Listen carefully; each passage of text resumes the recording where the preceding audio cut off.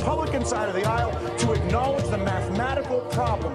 I know you're reading your talking points. When I interviewed, hang on, I'm going to answer your question. When I interviewed, I think they had ideas, but they were bad ideas. They were bad ideas for America. Senator, you're a little off topic. I have to let Senator Obama respond to that because that just doesn't. I'll tell you what the facts are. Rick, again, you had the Rick, I'm speaking. The newspaper.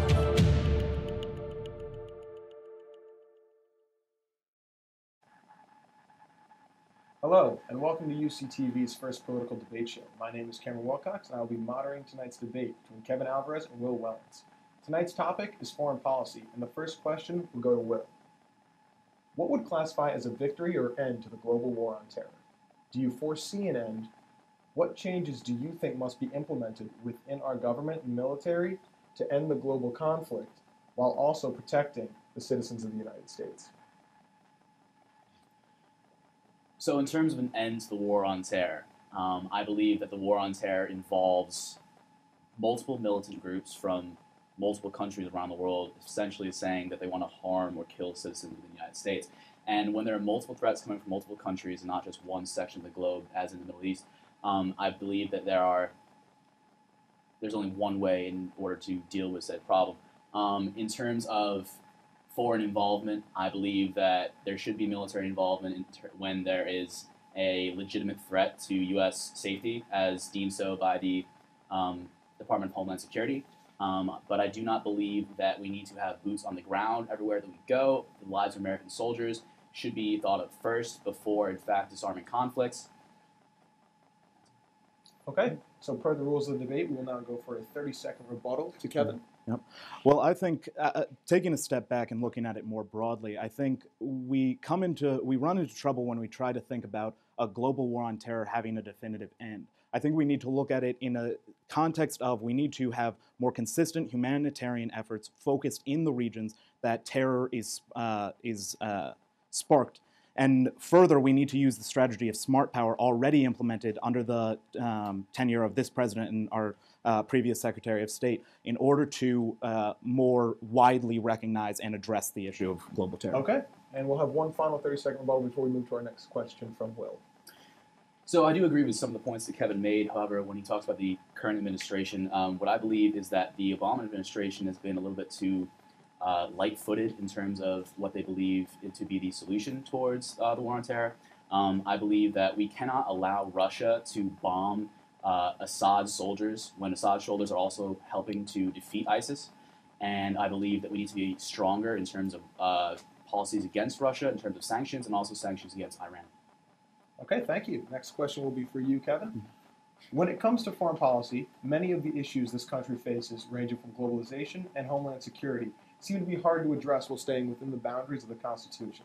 Do you think the Constitution is becoming too outdated to deal with the global situation? What changes should be made, if any, and why are they necessary? I don't think that the Constitution is too constraining to deal with a lot of the issues that we have. The Constitution has, in many ways, sure, it was written 200 years ago, but it has timeless qualities to it that allow for a system in which we can address these issues. Although it has a more codified way for the Congress to declare war in a more formalized manner, and the presidency has now taken on a larger role, I think there are still those progressive and timeless qualities to the Constitution that have allowed for that shift. And so in doing so, we need to recognize within the bounds of legality the way that the executive takes on a larger role and how that is counterbalanced with the legislative branch. Okay, thank you. And the rebuttal from you? I have to agree with most of what Kevin actually said in terms of the Constitution's timelessness, and how it relates to today in general. In terms of actually making changes to it, we do have the ability to make amendments if there was, for say, any issue that would not would pertain to something that we actually need to ratify or get 3/4 of the states to agree with in order to change. However, the issue that we currently have at hand is gridlock within the government because we have a Democratic president and a Republican-run Congress, and this does not mesh. One point, I agree with, in general, some of those points, but I would disagree on the idea of a inherent non-meshing between a Democratic president and a Republican Congress. time and again, we've seen presidents and their Congress working together of different parties. I think now we see a problem growing within a more neoconservative and hawkish Republican Party, disagreeing more fundamentally with the person in office rather than necessarily the party and necessarily his actions. Awesome. Thank you both for your answers here. And now for a quick commercial break. We will be back with much more. Please stay tuned.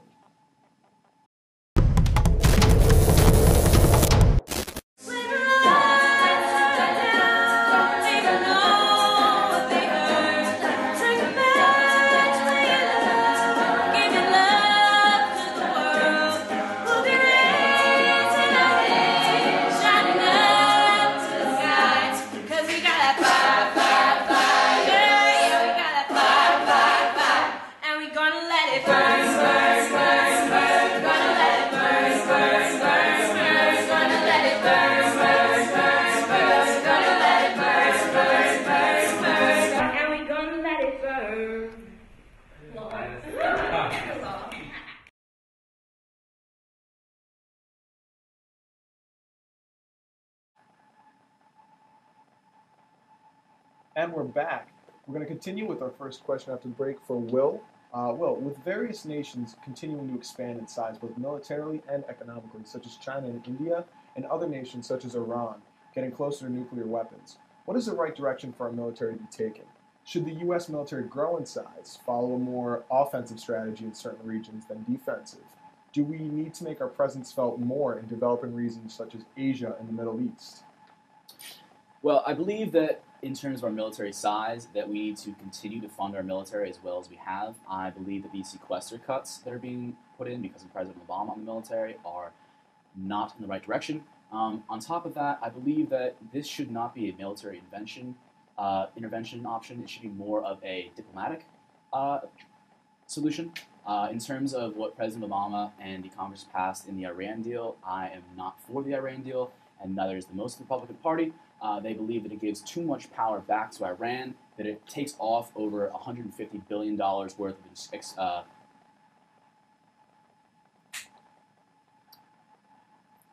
of sanctions. All right, and to you, Kevin?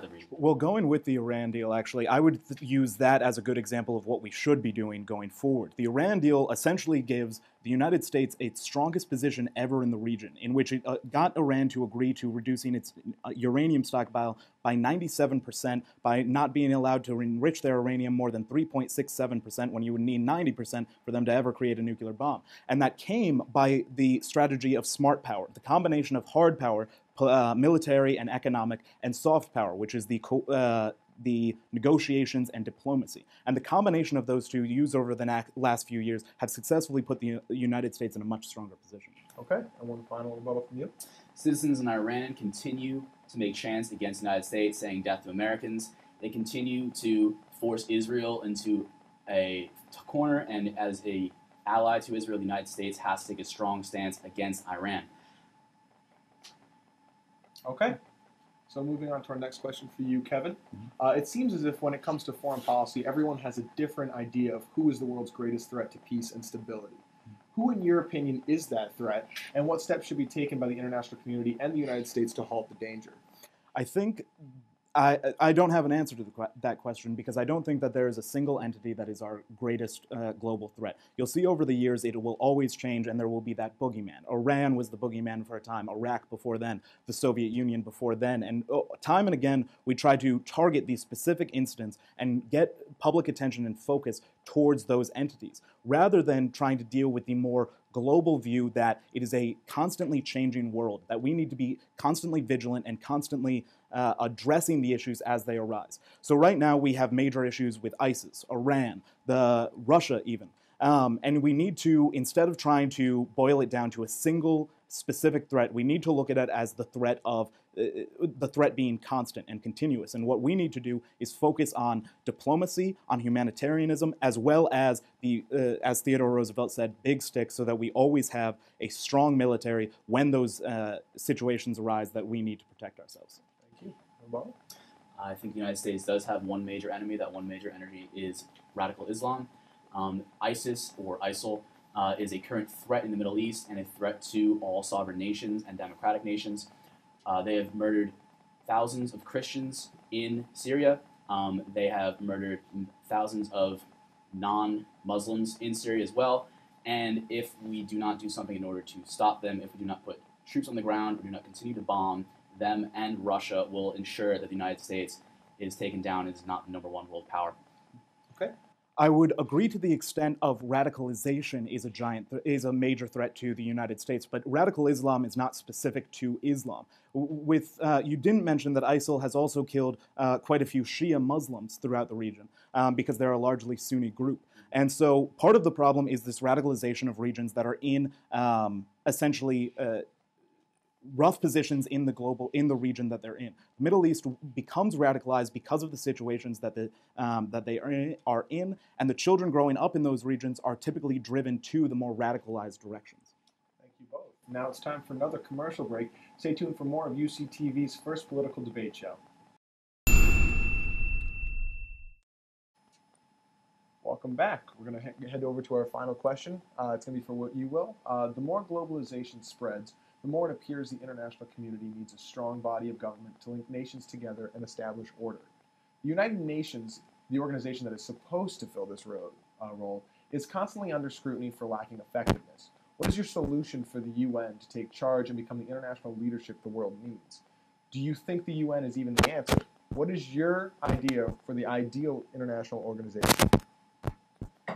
Well, particularly, I don't believe the United States needs to be a voice in the world in terms of helping out and making sure that we are giving to humanitarian aid. I think there are enough issues in this country domestically that we should be worrying about. We should be worrying about the economy. We should be worrying about all sorts of issues going on at home and not be worrying so much about abroad.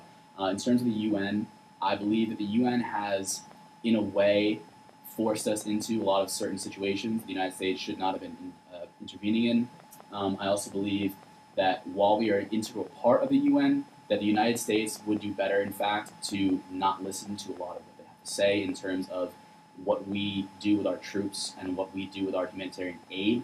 I believe the United States should take more of an isolationist role in the world and deal with its problems at home before dealing abroad. Okay, thank you. I would say this is where we most strongly disagree, because I think the United States needs to take a more active role in the global community. If you look at the UN, just a few things that they've done: they've brokered over 300 treaties in the world. They've ended over 172 conflicts. They've stopped, the UN stopped smallpox, eradicated smallpox through the World Health Organization. The idea that the United States can shrink from the world or withdraw its support from the global community is folly, because what happens in the rest of the world affects us here, economically, militarily. It all comes into play for the United States, and the issues abroad affect here at home. The UN has been one of the most effective peacekeeping forces in the world, with over 42 peacekeeping forces directly serving over the last 2 decades. And so the idea that we can shrink from that is folly, and we will have more conflicts, not less, if we are not directly engaged with the global community. Okay, and Will? I've argued that while the UN in the past has been a global force for peace, that the UN in general has been stymied lately. I would argue that the fact that we get more done on our own than we do with the UN. I would also argue that in terms of our involvement, that we should be more isolationist. On top of that, I'd like to say that we get more done economically when we ourselves talk to other nations, in terms of China, in terms of Russia, in terms of any of our economic deals with the EU. And I believe that we should deal with them as a country and not deal with them as a global entity in total. Okay, thank you both. We are now going to move into closing statements. Each person is going to have 1 minute to give us their summation of their foreign policy views. We're going to start with Will. So, as of right now, the United States is involved in many countries around the world, and we are taking part in many endeavors. I do not believe that the United States should be involved in many of these aspects. I do believe that we should, in fact, be enforcing more sanctions on Iran. I believe that we should be forcing Russia into a corner, because Russia is currently bombing the moderate Assad group that we are currently supporting in the United States.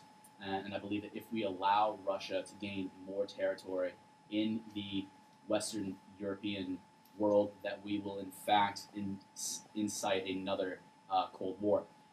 So while I believe that we should take more of an isolationist role in terms of involving other countries in humanitarian aid, I do not believe that we should be pussyfooting around in Europe and in Ukraine. Okay, thank you. Kevin, yours? I think I'll actually use my closing statement to talk about, you referred to us not dealing with things as a global entity, but which I agree with. We should deal with things as a global community. The United States' position in this world can be one of positive, progressive change throughout the global world, and we do better working together with people than working on our own. The U.S. in these past 7 years under President Obama have made enormous strides in dealing with poverty throughout the world, in dealing with crises around the world. The World Bank issues loans to developing countries to eliminate childhood poverty and poverty in those countries. If we're afraid of radicalization as a great threat to us, then to eliminate radicalization, we need to engage with people and involve the rest of the world in making positive changes for everyone. The U.S. is part of the global community, and it is a leading force in it. So the United States has a responsibility to care for the world around it, because in turn, that care is returned to the United States tenfold. Okay, well, thank you both, and thank you both for your participation tonight. That's all the time we have here, so be sure to tune in 2 weeks with new topics and new debates. I'm Cameron Wilcox. Good night, everybody.